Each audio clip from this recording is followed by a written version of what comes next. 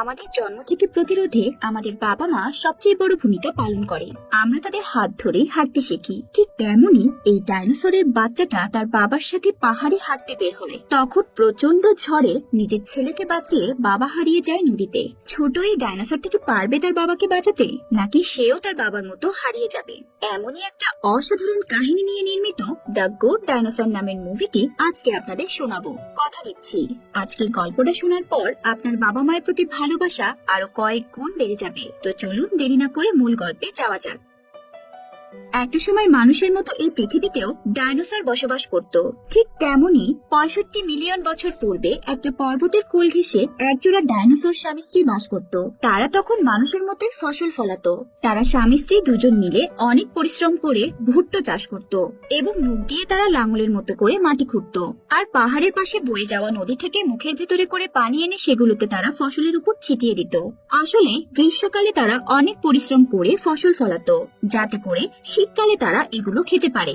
একদিন সেই ডাইনোসরের স্ত্রী তাকে ডেকে বলে, তোমার জন্য খুব খুশির একটা খবর আছে, তুমি বাবা হতে চলেছ। এরপর তারা জলদি করে তাদের ঘরে চলে আসে। সেখানে ডাইনোসরের 3টা ডিম ছিল। একটা ডিম ছিল খুবই বড় আর বাকি দুটো ছোট ছোট। ছোট একটা ডিম থেকে ডাইনোসরের একটা মেয়ে বাচ্চা বেরিয়ে আসে। তখন তারা বাচ্চাটার নাম দেয় লিলি। কিছুক্ষণ পর আরেকটা ডিম থেকে আরেকটা বাচ্চা বেরিয়ে আসে। বাচ্চাটা খুবই দুষ্টু ছিল আর এটা একটা ছেলে বাচ্চা ছিল। তারা এই বাচ্চাটার নাম দেয় বাঘ। এরপর তারা অপেক্ষা করতে থাকে কখন তাদের বড় ডিমটা ফুটে তাদের সব থেকে বড় বাচ্চাটা বেরিয়ে আসবে। তখন ওই ছেলে বাচ্চাটা একটা লাঠি দিয়ে বড় ডিমটা ফাটিয়ে ফেলে। কিন্তু অবাক করা ব্যাপার হলো, সেই বড় ডিমটা থেকে সবচেয়ে ছোট একটা বাচ্চা বেরিয়ে আসে। বাচ্চারা যেমনই হোক না কেন, মা বাবা তাদের বাচ্চাদের সবসময় ভালোবাসবে। তখন তার বাবা মা বাচ্চাটাকে খুব আদর করে নাম দেয় পিকি। তো এরপর তাদের সুন্দর একটা পরিবার হয়ে যায়। আর আস্তে আস্তে বাচ্চাগুলো বড় হতে থাকে। কিন্তু ছোট ডিম থেকে যে দুটো বাচ্চা হয়েছিল তার একটু বেশি চঞ্চল টাইপের ছিল, কিন্তু তাদের ছোট ভাই পিকু ছিল খুবই ভীতু টাইপের। আমরা দেখতে পাই লিলি এবং বাঘ ভুট্টা চাষ করার জন্য তাদের বাবা মাকে সাহায্য করতে থাকে। আর ছোট পিকি তার মায়ের সাথে ছোট ছোট কাজ করে। একদিন তার মা তাকে কিছু ভুট্টা দিয়ে বলে, যাও পিকি, এগুলো রেখে আসো। পিকি সেগুলো রাখতে গিয়ে দেখে কিছু লতা পাতার সাথে একটা মুরগির বাচ্চার পা আটকে আছে। পিকি তখন বাচ্চাটাকে সাহায্য করতে চায়, কিন্তু ঠিকই বাচ্চাটার মা এসে পিকিকে দৌড়ানি দেয়। যাই হোক, তারা সবাই মিলে সেই ভুট্টাগুলো পাথরে মোড়ানো একটা ঘরের ভিতরে জমাতে শুরু করে, যাতে করে শীতকালে সেগুলো খেতে পারে। তারপর স্বামী স্ত্রী দুজন মিলে ওই পাথরের উপর তারা তাদের পায়ের ছাপ দিয়ে দেয়। বাচ্চাগুলো তখন বায়না করতে থাকে ওখানে নিজেদের পায়ের ছাপ দেওয়ার জন্য। এতে তাদের বাবা মা বলে, এই পায়ের ছাপ কোনো সাধারণ পায়ের ছাপ নয়, এগুলো আমাদের যোগ্যতার পায়ের ছাপ। তোমরা যখন অনেক ভালো কিছু করবে তখন তোমরা তোমাদের পায়ের ছাপ এখানে দিতে পারবে। সে বিশাল একটা গাছ এক টানে উপড়ে ফেলে। এটা দেখে তার বাবা অনেক খুশি হয়ে যায় আর বলে, এবার তুমি পাথরে তোমার পায়ের ছাপ দিতে পারো। অন্যদিকে আমরা দেখতে পাই লিলি বৃষ্টির মধ্যে সম্পূর্ণ একটা জমি চাষ করে ফেলে। তখন সেও তার বাবা মায়ের কথা মতো ওই পাথরে তার পায়ের ছাপ দিয়ে দেয়। এখন শুধু বাকি রয়েছে পিকি। সে মনে মনে বলতে থাকে, কবে আমি এখানে আমার পায়ের ছাপ দিব। এরপর সে তাদের মুরগিগুলোকে খাবার দিতে যায়। তখনই মুরগির বাচ্চাগুলো তাদের দৌড়ানি দেয়। এটা দেখে বাঘ পিকিকে খেপাতে শুরু করে।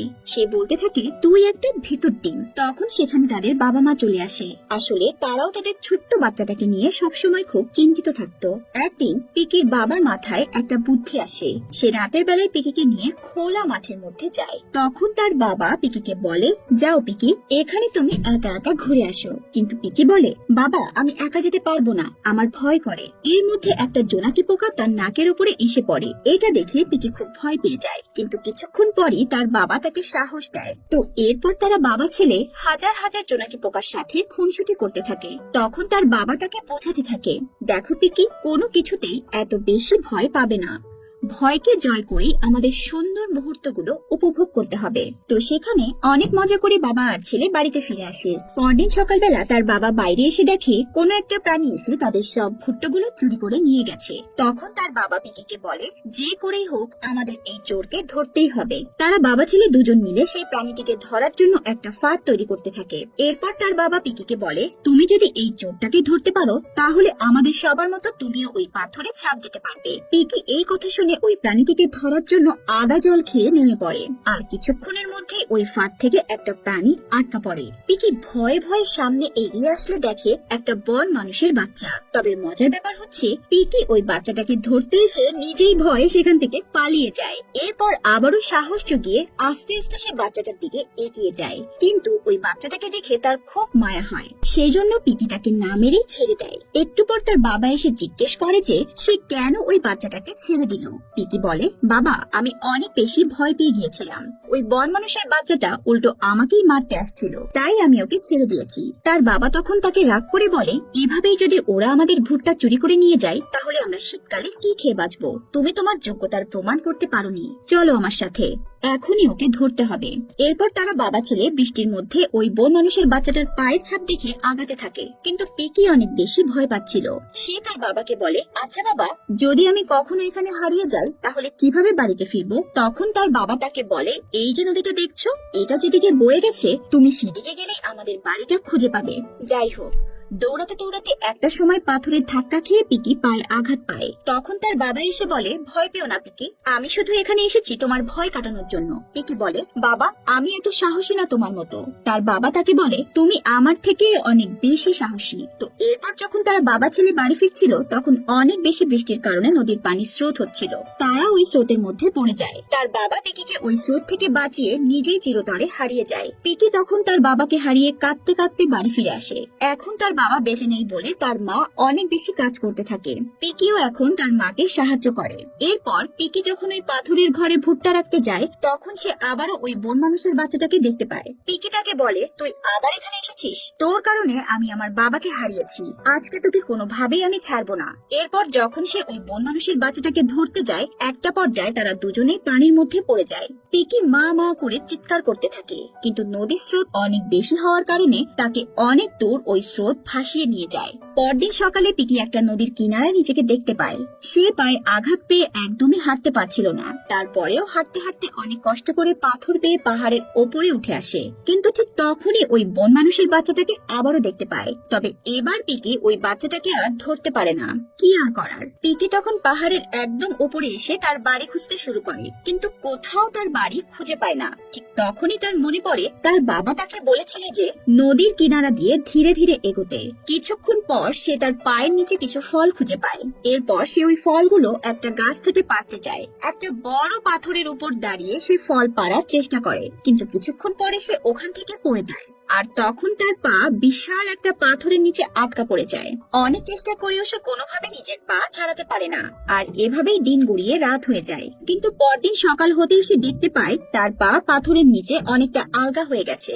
তখন সে খুব সহজেই ওখান থেকে পা বের করে আনে, কিন্তু সে তার আশেপাশে পায়ের ছাপ দেখে বুঝতে পারে ওই বন মানুষের বাচ্চাটা তার আশেপাশে মাটি খুঁড়ে তার পা আলগা করে দিয়েছে। যাই হোক, এরপর পিকি তার বাড়ির উদ্দেশ্যে হাঁটতে শুরু করে, কিন্তু কিছুক্ষণ পর সেখানে আবারও বৃষ্টি শুরু হয়ে যায়। তাই সে একটা ঘর বানিয়ে সেখানে চুপ করে বসে থাকে। এর কিছুক্ষণ পর সে দেখতে পায় গাছের মধ্যে থেকে একটা প্রাণী তার দিকে ধেয়ে আসছে। এটা দেখে সে খুব ভয় পেয়ে যায়। তবে একটু পরেই সে দেখতে পায় এটা আর কেউ নয়, বরং সেই বন মানুষের বাচ্চাটি। আসলে বাচ্চাটা পিকির খাওয়ার জন্য একটা প্রাণী ধরে নিয়ে এসেছে, কিন্তু পিকি তো ওটা খায় না। তাই একটু পর ওই বন মানুষের বাচ্চাটা পিকির খাওয়ার জন্য আরো একটা পোকা ধরে নিয়ে আসে। পিকি তখন সেটাও খায় না। যাই হোক, বন মানুষের বাচ্চাটা এরপর তার জন্য সেই ফলগুলি নিয়ে আসে। পিকি তখন ধীরে ধীরে ওই ফলগুলো খেতে শুরু করে। তবে সে ওই বন মানুষের বাচ্চাটাকে বলে, তুই যাই করিস না কেন, তোকে কিন্তু আমি ছাড়ছি না। তো এরপর ওই ছোট বন মানুষের বাচ্চাটা পিকিকে একটা ফল গাছের কাছে নিয়ে যায়। যদিও পিকি শুরুতে ভয়ে সেখানে যেতে চাচ্ছিল না, কিন্তু ওই বন মানুষের বাচ্চাটা তাকে জোর করে সেখানে ধরে নিয়ে যায়। পিকি তো ফলগুলো দেখে অনেক বেশি খুশি হয়ে যায়, কিন্তু বন মানুষের বাচ্চাটা তাকে ওই গাছের কাছে যেতে দেয় না। তখন পিকি জোর করে ওই গাছ থেকে ফল পাড়তে যায়। ঠিক ওই সময় গাছ থেকে একটা সাপ এসে তাকে আক্রমণ করতে যায়। এতে ভয় পেয়ে তারা সবাই পাহাড়ের ওপর থেকে একদম নিচে পড়ে যায়। তো এরপর সাপটা পিকিকে আক্রমণ করতে গেলে ওই বন মানুষের বাচ্চাটা উল্টো সাপটার উপর আক্রমণ করে পিকিকে সাপের হাত থেকে বাঁচিয়ে নেয়। তো এরপরে তাদের দুজনের মধ্যে খুব ভালো একটা বন্ধুত্বের সম্পর্ক গড়ে ওঠে। পিকি বলে, আমি তো তোমার নাম জানি না, তাই অবশ্যই তোমার একটা নাম দেওয়া প্রয়োজন। তখন সে তার নাম দেয় স্পট। তো এরপর তারা দুজনে মিলে ওই পাহাড়ের কোল ঘেঁষে আগাতে থাকে, আর কিছুক্ষণ পর তারা নানা ধরনের খুনসুটি করতে থাকে। এভাবে তাদের দুজনের মধ্যে সময়টা ভালোই কাটতে থাকে। একটা সময় তারা পথের মধ্যে পড়ে থাকা কিছু ফল খুঁজে পায়। স্পট তখন ফলগুলো খেতে শুরু করে, আর তার সাথে সাথে পিকিও ফলগুলো খেতে শুরু করে। কিন্তু কিছুক্ষণ পর ওরা ওই ফলগুলো খেয়ে একদম মাতাল হয়ে যায়, আর এরপর তারা দুজন মিলে নানা ধরনের অদ্ভুত অদ্ভুত কাণ্ড কারখানা করতে থাকে। ওই দিন রাতের বেলায় জোনাকি পোকা দেখে আবার তার বাবার কথা খুব মনে পড়ে যায়। তখন সে স্পটকে বলে, আমি আমার পরিবারকে খুব মিস করছি। তারপর সে মাটিতে 5টা লাঠি পুঁতে বলতে থাকে, এটা আমি, লিলি, এটা বাঘ, আর এই দুটো আমার বাবা মা। এরপর সে একটা গোল দাগ দিয়ে দেখিয়ে বলে, এটা হচ্ছে আমার পরিবার। যাই হোক, তুই তো ফ্যামিলি কি এটা বুঝবি না, তাই না? কিন্তু স্পট তখন মাটিতে 3টে লাঠি পুঁতে দেখায় যে সে এবং তার বাবা মা সহ একটা পরিবার ছিল। এরপর সে 2টো লাঠি বালু দিয়ে থেকে বোঝায় তার বাবা মা মারা গেছে। এরপর পিকিও একটা লাঠিকে বালু দিয়ে থেকে বোঝায় তারও বাবা মারা গেছে। এভাবেই দুই বন্ধুর সুখে দুঃখে দিন কাটতে থাকে। কিন্তু একদিন প্রচন্ড ঝড়ে তারা দুজনেই খুব আহত হয়ে যায়। তখন পিকি সেই নদীটা হারিয়ে ফেলে। তারা আকাশের দিক তাকিয়ে আল্লাহর কাছে সাহায্য চাইতে থাকে। ঠিক তখনই আকাশে তারা অনেকগুলো পাখিকে উড়তে দেখে। তারা পাখিগুলোর দিকে দৌড়ে যায়, কিন্তু তখনই পিকি বুঝতে পারে যে এগুলো আসলে মানুষ খেকো পাখি। পিকি এবং স্পট ওই পাখিগুলোর হাত থেকে নিজেদের জীবন বাঁচানোর জন্য প্রাণপণ দৌড়াতে থাকে। কিন্তু কপাল খারাপ, তারা বড় বড় দুটি ডাইনোসরের সামনে গিয়ে পড়ে। শুরুতে পিকি খুবই ভয় পেয়ে যায়, কিন্তু দেখা যায় ওই বড় ডাইনোসর দুটি পিকিকে পাখিদের হাত থেকে বাঁচিয়ে নেয়। কিছুক্ষণ পর ওই বড় ডাইনোসর গুলোর বাবা পিকিকে বলে, ছোট ডাইনোসর, তোমার একদমই এখানে আসা উচিত হয়নি। পিকি বলে, আঙ্কেল, আমি আমার বাড়ি হারিয়ে ফেলেছি, আপনি কি আমার বাড়ি খুঁজে দিতে সাহায্য করবেন? তখন বড় ডাইনোসর বলে, এখন আমাদের হাতে সময় নেই, সবার প্রথমে আমাদের হারিয়ে যাওয়া মহিষগুলো খুঁজে বের করতে হবে। তখন পিকি বলে, আমি আপনাদেরকে সাহায্য করতে পারি, আমার বন্ধু স্পট যে কোনো কিছুর গন্ধ শুকে সেগুলোকে বের করে দিতে পারে। তো এরপর স্পট মহিষদের দল খুঁজতে শুরু করে দেয়। তারা একটা পাহাড় পেরিয়ে মহিষের দলটাকে অবশেষে খুঁজে পায়, কিন্তু দেখা যায় ওই মহিষের দলটিকে অন্য একটি ডাইনোসরের দল কবজা করে রেখেছিল। তাই বড় ডাইনোসর পিকিকে বলে, তোমাকে বুদ্ধি করে ওই ডাইনোসর গুলোকে ডেকে আনতে হবে। প্রথমে পিকি অনেক বেশি ভয় পেয়ে যায়, তবে সে সাহস জুগিয়ে একটা পাথরের ওপর গিয়ে জোরে জোরে আওয়াজ করতে থাকে, কিন্তু তার গলা দিয়ে কোনো আওয়াজই বের হয় না। তবে স্পট যখন তার পায়ে কামড় মারে তখন সে অনেক জোরে জোরে আওয়াজ করতে থাকে। আওয়াজগুলো শুনে প্রাণীগুলো পিকের কাছে আসলে বড় ডাইনোসর গুলো তাদেরকে মেরে ফেলে, আর মহিষদের দলটিকে আবারও কবজা করে নেয়। ওই দিন রাতের বেলা তারা মহিষদের দলটিকে খুঁজে পেয়ে পার্টি শুরু করে দেয়। তখন ওই বড় ডাইনোসর গুলো পিকিকে বলে, তুমি কোনো চিন্তা করো না, কাল সকাল হলেই আমরা সবাই মিলে সেই নদীটা খুঁজে বের করবো, আর তোমাকে তোমার বাড়িতে পৌঁছে দেব। সকালবেলা তারা সবাই একসাথে যাত্রা শুরু করে। পিকি তখন খুব সাহসের সাথে সেই মহিষগুলোকে নিয়ে সামনের দিকে এগোতে থাকে। তখন বড় ডাইনোসর বলে, বাহ পিকি, তুমি তো আসলে অনেক সাহসী। কিন্তু কিছুক্ষণের মধ্যেই পিকি তাদের বাড়ির পাশে সেই পাহাড়টা দেখতে পায়। তাই পিকি খুশিতে চিৎকার করে বলে, ইয়াহু, আমি বাড়ি পৌঁছে গেছি। তখন বড় ডাইনোসর গুলো বলে, যাও পিকি, তুমি তোমার বাড়িতে ফিরে যাও, আর আমরা আমাদের মহিষের দল নিয়ে আমাদের বাড়ি ফিরে যাই। এরপর তারা দুই বন্ধু খুশিতে নদীর পার বেয়ে দৌড়াতে দৌড়াতে বাড়ির দিকে যেতে থাকে। একটা সময় পাহাড়ের কাছে এসে পিকি স্পটকে বলে, আমরা আমাদের বাড়ির কাছে চলে এসেছি। স্পট তখন খুশিতে এক ধরনের আওয়াজ করে। তখনই পাহাড়ের ওপাশ থেকে কেউ একজন স্পটের মতোই আওয়াজ করতে থাকে। একটু পর স্পট দেখতে পায় ওখানে আসলে আরো একটা বন মানুষ রয়েছে। আসলে সেও তারই মতো আওয়াজ করে স্পটকে ডাকছিল। যাই হোক, পিকি তখন স্পটকে বলে, চল বন্ধু, তুই আমার সাথে আমার বাড়িতেই থাকবি, আর তোর যত ইচ্ছা ভুট্টা খাবি। তো এরপর হাঁটতে হাঁটতে তারা যখন একটা পাহাড়ের ওপরে যায় তখনই সেখানে বৃষ্টি শুরু হয়ে যায়। পিকি অনেক বেশি ভয় পেতে থাকে, আর এরই মধ্যে সেখানে আবারও অনেকগুলো মানুষ খেকো পাখি চলে আসে। পাখিগুলো স্পটকে সেখান থেকে নিয়ে যায়। পিকি বেচারা পাখিদের সাথে লড়াই করতে করতে পাহাড়ের ওপর থেকে একদম নিচে পড়ে যায়, আর গাছের শিকড়ের সাহায্যে পেঁচিয়ে আটকা পড়ে যায়। নিজেকে ছাড়ানোর অনেক চেষ্টা করলেও সে কোনোভাবে নিজেকে ছাড়াতে পারে না। এরই মধ্যে একটা পাথর তার মাথার উপরে এসে পড়লে সে অজ্ঞান হয়ে যায়। কিন্তু কিছুক্ষণ পর সেখানে পিকির বাবা চলে আসে আর তাকে বাঁচিয়ে নেয়। পিকি বলে, বাবা, তুমি এখনো বেঁচে বেঁচে আছো? আমি তো বিশ্বাসই করতে পারছি না। আমার সাথে চলো, কারণ আমার বন্ধু স্পটকে বাঁচাতে হবে। কিন্তু পিকি লক্ষ্য করে হাঁটার সময় তার বাবার পায়ের ছাপ একদমই মাটিতে পড়ছে না। তার বাবা তখন বলে, পিকি, তুমি আমার থেকে অনেক বেশি শক্তিশালী, তাই তুমি নিজেই তোমার বন্ধুকে খুঁজে বের করো। এরই মধ্যে পিকির জ্ঞান ফিরে আসে। সে বুঝতে পারে সে এতক্ষণ স্বপ্ন দেখছিল। পিকি তখন নিজের সমস্ত শক্তি দিয়ে নিজেকে সেখান থেকে ছাড়িয়ে নেয়, আর এরপর সে তার বন্ধু স্পটকে বাঁচানোর জন্য দৌড়াতে থাকে। পাগলের মতো ঝড় বৃষ্টি উপেক্ষা করে সে তার বন্ধুকে খুঁজতে থাকে। এভাবেই কিছুক্ষণ খুঁজতে খুঁজতে সে স্পটকে পেয়ে যায়। আসলে স্পট কোন রকমে নদীর ভেতরে একটা গাছের মধ্যে লুকিয়েছিল। পিকি তখন ওই পাখিগুলোর সাথে প্রাণপণ লড়াই করে স্পটকে বাঁচিয়ে নেয়। কিন্তু ঠিক তখনই ওই নদীতে আবারও ঝড় উঠে যায়। ঠিক তার বাবাকে যেভাবে হারিয়ে ফেলেছিল, এবারও স্পটকে পিকি সেভাবে হারিয়ে ফেলছিল। স্পট কোন রকমে একটা গাছ ধরে ভেসে যাচ্ছিল। পিকি এবার মনের ভেতরে অনেক বেশি সাহস নিয়ে তার বন্ধুকে বাঁচিয়ে নেয়।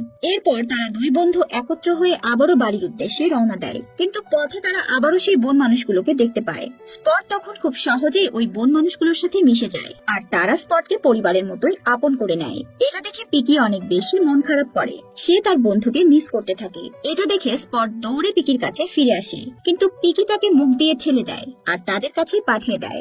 স্পট বারবার তার কাছে ছুটে আসতে থাকে। পিকি তখন আবারও তাকে মুখ দিয়ে ঠেলে দিয়ে ওই বন মানুষদের কাছে পাঠিয়ে দেয়। কিছুক্ষণ পর পিকি তার মুখ দিয়ে চারপাশে একটা সার্কেল বানিয়ে বুঝিয়ে দেয় যে এটাই তোমার পরিবার। এটা দেখে স্পট অনেক বেশি ইমোশনাল হয়ে দৌড়ে এসে পিকিকে জড়িয়ে ধরে।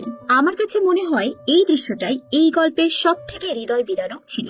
যাই হোক, স্পট তার বন্ধুকে বিদায় জানিয়ে ওই বন মানুষগুলোর সাথে চলে যায়। তবে যাওয়ার সময় সে বারবার তার বন্ধুর দিকে ফিরে তাকাচ্ছিল। তো এরপর পিকিও অবশেষে বাড়িতে ফিরে আসে।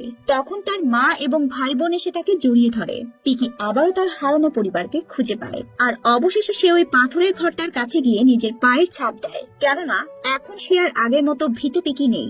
আর এই সুন্দর দৃশ্যের মধ্য দিয়ে অসাধারণ এই গল্পটা এখানেই শেষ হয়ে যায়। সবশেষে এটাই বলতে চাই যে ভালো থাকুক পৃথিবীর প্রতিটা বাবা মা তাদের পরিবারকে নিয়ে, এবং বেঁচে থাকুক সব বন্ধুত্বগুলো। আজকের গল্পটা আপনাদের কাছে কেমন লেগেছে তা অবশ্যই আমাকে কমেন্টস করে জানাবেন। আপনাদের কমেন্টস এর অপেক্ষায় থাকলাম। চ্যানেলটা যদি সাবস্ক্রাইব করা না থাকে তাহলে এখনই সাবস্ক্রাইব করুন। বিদায় নিচ্ছি, দেখা হবে পরবর্তী কোনো এপিসোডে। ততক্ষণ পর্যন্ত ভালো থাকবেন, সুস্থ থাকবেন। আসসালামু আলাইকুম, আল্লাহ হাফেজ।